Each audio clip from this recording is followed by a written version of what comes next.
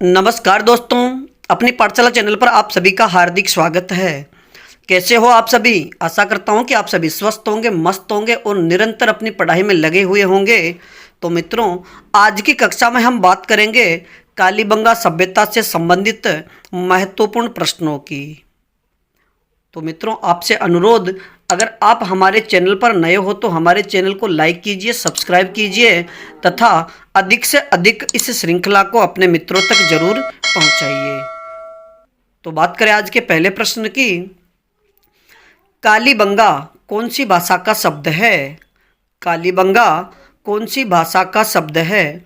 तो सही उत्तर होगा सिंधी भाषा का या पंजाबी भाषा का। अगला प्रश्न, कालीबंगा का शाब्दिक अर्थ क्या है? कालीबंगा का शाब्दिक अर्थ क्या है? तो सही उत्तर होगा काले रंग की चूड़ियाँ। मित्रों, याद रखिए कि जब कालीबंगा की खुदाई की गई थी उस समय सर्वप्रथम यहाँ पर काले रंग की चूड़ियाँ मिली थी।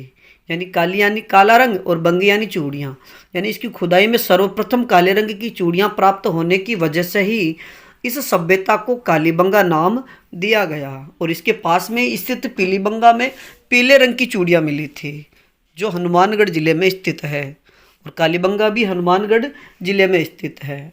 अगला प्रश्न, कालीबंगा सभ्यता की खोज किसने की थी? कालीबंगा सभ्यता की खोज किसने की थी? तो सही उत्तर होगा अमलानंद घोष ने। और सन की बात करें तो सन 1952 में। मित्रों, याद रखिए कि कालीबंगा सभ्यता की खोज अमलानंद घोष या ए घोष ने सन 1952 में की थी। अगला प्रश्न, कालीबंगा में सर्वप्रथम उत्खनन का कार्य किसने किया? कालीबंगा में सर्वप्रथम उत्खनन कार्य किसने किया? तो सही उत्तर होगा बीबी लाल व बीके थापर ने। तो मित्रों, कि कालीबंगा में सर्वप्रथम उत्खनन का कार्य बीबी लाल और बीके थापर ने, ब्रजवासी लाल व बालकृष्ण थापर ने की थी। अगला प्रश्न, कालीबंगा में सर्वप्रथम उत्खनन का कार्य बीबी लाल व बीके थापर द्वारा कब किया गया? तो सही उत्तर होगा सन 1962 से 62-63 में। यानी कालीबंगा में सर्वप्रथम उत्खनन कार्य बीबी लाल व बीके थापर तथा सन की बात करें तो 1962-63 में। अगला प्रश्न, यह सभ्यता कौन सी नदी के किनारे स्थित है? कालीबंगा सभ्यता कौन सी नदी के किनारे स्थित है? तो सही उत्तर होगा घग्गर नदी के किनारे। और मित्रों, याद रखिए कि घग्गर नदी का प्राचीन नाम सरस्वती था। अगला प्रश्न, इस सभ्यता की खुदाई कितने स्तरों पर हुई है? यानी कालीबंगा सभ्यता की खुदाई कितने स्तरों पर हुई है? तो सही उत्तर होगा 5 स्तरों पर। अगला प्रश्न, एक बच्चे के कंकाल की खोपड़ी में 6 छिद्र किस सभ्यता से प्राप्त हुए हैं? एक बच्चे के कंकाल की खोपड़ी में 6 छिद्र कहाँ से मिले हैं? तो सही उत्तर होगा कालीबंगा से। मित्रों, याद रखिए कि कालीबंगा में एक छोटे बच्चे का कंकाल मिला है जिसमें उसकी खोपड़ी में 6 छिद्र प्राप्त हुए हैं, जिससे यह अनुमान लगाया गया है कि यहाँ पर शल्य क्रिया भी प्रचलित थी। अगला प्रश्न, देश का सबसे बड़ा पुरातत्व स्थल कौन सा है? कि भारत का सबसे बड़ा पुरातत्व स्थल कौन सा है? तो सही उत्तर होगा कालीबंगा की सभ्यता स्थल। अगला प्रश्न, राजस्थान की किस सभ्यता में जुते हुए खेत के अवशेष मिले हैं? राजस्थान की किस सभ्यता में जुते हुए खेत के अवशेष मिले हैं? तो सही उत्तर होगा कालीबंगा। और मित्रों, याद रखिए कि अगर प्रश्न पूछा जाए कि राजस्थान की वह सभ्यता जिसकी खुदाई स्वतंत्रता बाद में की गई, तो कालीबंगा सभ्यता। अगला प्रश्न, कालीबंगा सभ्यता स्थित है? कि कालीबंगा सभ्यता कहाँ पर स्थित है? तो सही उत्तर होगा घग्गर नदी के किनारे हनुमानगढ़ जिले में। अगला प्रश्न, विश्व में सर्वप्रथम लकड़ी की नालियों के अवशेष कहाँ से प्राप्त हुए हैं? विश्व में सर्वप्रथम लकड़ी की नालियों के अवशेष कहाँ से प्राप्त हुए हैं? तो सही उत्तर होगा कालीबंगा की सभ्यता से। अगला प्रश्न, विश्व में सर्वप्रथम भूकंप के साक्ष्य कहाँ से मिले हैं? विश्व में सर्वप्रथम भूकंप के साक्ष्य कहाँ से प्राप्त हुए हैं? तो सही उत्तर होगा कालीबंगा की सभ्यता से। अगला प्रश्न, कालीबंगा को हड़प्पा की तीसरी राजधानी किसने कहा? कालीबंगा को हड़प्पा की तीसरी राजधानी किसने कहा? तो सही उत्तर होगा डॉक्टर दशरथ शर्मा ने। अगला प्रश्न, कालीबंगा सभ्यता पर डाक टिकट कब जारी किया गया? कालीबंगा सभ्यता पर डाक टिकट कब जारी किया गया? तो सही उत्तर होगा 1961 में। मित्रों याद रखिए कि कालीबंगा सभ्यता पर डाक टिकट सन 1961 में जारी किया गया। और बात करें कि कितने पैसे का टिकट जारी किया गया था, तो सही उत्तर होगा 90 पैसे का। अगला प्रश्न, कालीबंगा संग्रहालय की स्थापना कब की गई? कालीबंगा संग्रहालय की स्थापना कब की गई? तो सही उत्तर होगा 1985-86 में। यानी कालीबंगा से जितनी भी सामग्रियां वहां से प्राप्त हुई, उन सामग्रियों को एक जगह संग्रहित करने के लिए कालीबंगा संग्रहालय की स्थापना की गई है। अगला प्रश्न, किस सभ्यता में मातृदेवी की मूर्तियां मिली है? कि किस सभ्यता में मातृदेवी की मूर्तियां मिली है? तो सही उत्तर होगा कालीबंगा की सभ्यता से।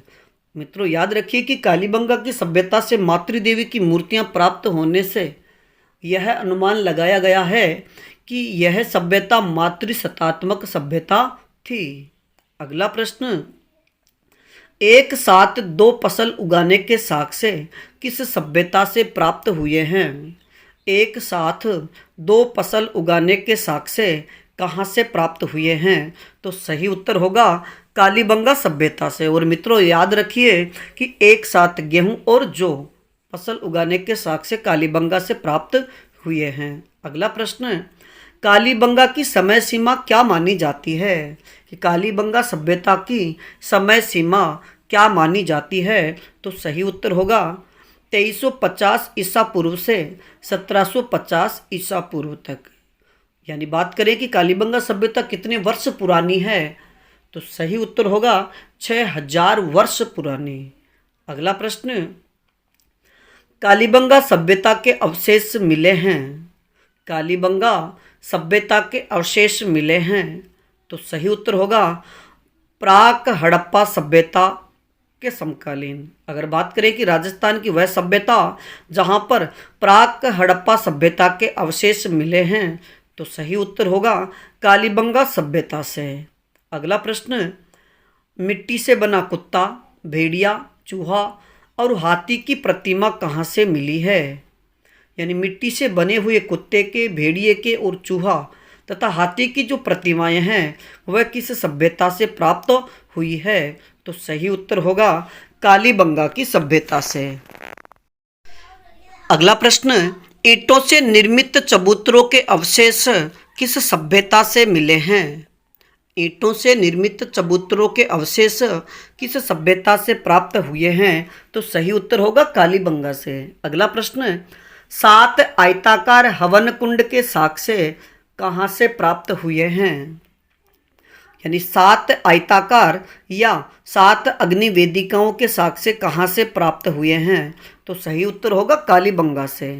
अगला प्रश्न, कालीबंगा के उत्खनन से संबंधित है। कि कालीबंगा के उत्खनन से संबंधित है, तो सही उत्तर होगा जेवी जोशी, एमडी खर्रे और एसजी जैन। अगर मित्रों प्रश्न पूछा जाए कि कालीबंगा के उत्खनन से संबंधित नहीं है, यानी जैसे बीबी लाल, बीके थापर, जेवी जोशी, एमडी खर्रे और एसजी जैन, इनके अलावा अगर और कोई नाम दिया हुआ हो तो वही अपना सही उत्तर होगा कि कालीबंगा की सभ्यता से उत्खनन से संबंधित है। तो ये प्रश्न जैसे एमडी खर्रे वाला, एसजी जैन वाला, ये प्रश्न हाल ही में वरिष्ठ अध्यापक भर्ती में भी पूछा हुआ है। अगला प्रश्न, किस सभ्यता स्थल से सेंधव लिपि के साक्ष्य मिले हैं?